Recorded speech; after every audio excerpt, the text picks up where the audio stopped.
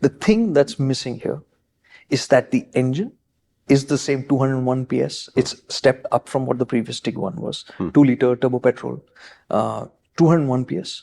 But if VW really wanted to make a mark with this car and do what the Octavia did for Skoda with the VRS, they should have got the higher spec engine. The same 2-liter engine is available in other markets with 265 or 245 PS or something like that. That would have been a more appropriate engine for the chassis. Because this engine is the one bit that here feels, it's good. Why did they benchmark the XUV 700 for this engine? XUVs. Well, it is a 200 bhp engine in it. Yeah, it is. Correct. Also 4-cylinder, 2-liter. So in this entire story of great looking car, good on comfort as well, while being fantastic to drive around corners. Oh yeah, and the steering also has modes, so it weighs up, and in sport it's not too heavy, but feels good to hold and steer. So everything's working. So on the chassis front, it feels like the sporty R-Line that it's supposed to be, but the engine is fast, but not exciting. Not exciting. Got it. So even this engine feels a little mild. Now, the one thing that I will highlight, and you can easily see that every time, like let's say you're in the city, you're stopped.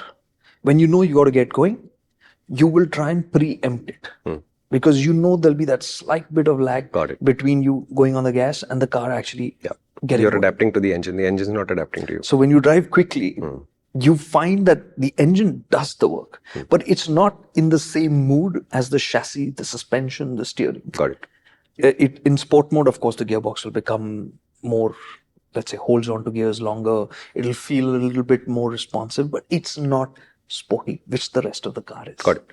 Right?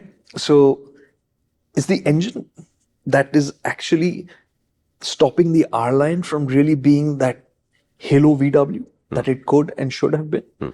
I think because given our conditions, that this formula of an SUV that can also be fun for some people, and as it is, this is not a car that's going to be here in big numbers. Right. Right? They could have just gone all the way.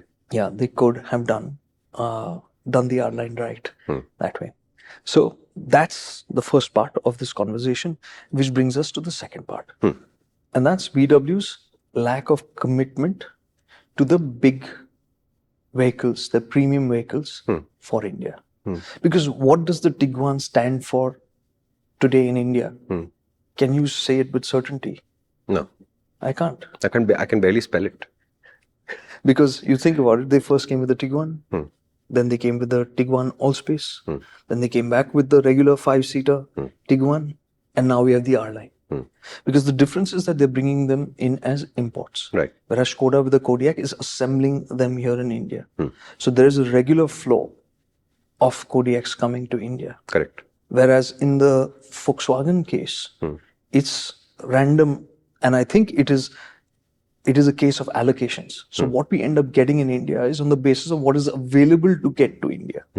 Right? The right-hand drive versions with the right spec, which will work for India, and things like that. Which is why this R-Line today, let's say you like this R-Line, but you say, I don't have the money for this today. I will buy it a year down the line. Will you get it a year down the line? Correct. By then, you'll probably get the regular Tiguan. Maybe, yeah. Yeah, you'll probably get that. But will that then work for you? You don't know. Yeah, you don't know. Correct? So I think the idea of the Tiguan today is not being served well enough as to what it could and should be. Imagine the family here as the regular Tiguan, the R-Line, which even the Kodiaq has, right? They have the sport line. It's not really a sporty car, but they have a sport line, which has a flavor of sportiness. You don't have that sense of what the Tiguan could be in the Indian market. And you see that in strange ways with this car as well. I think it's more than just this car, right? The Passat came and left. The Jetta if you prefer, came and left. The Phaeton came and left. Yeah.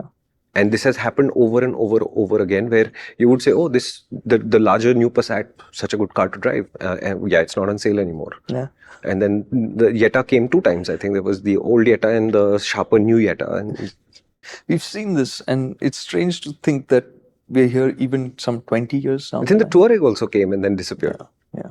I'm saying that at least these cars, which you can see that there is established demand of some sort, right? I mean, a given volume is there for it.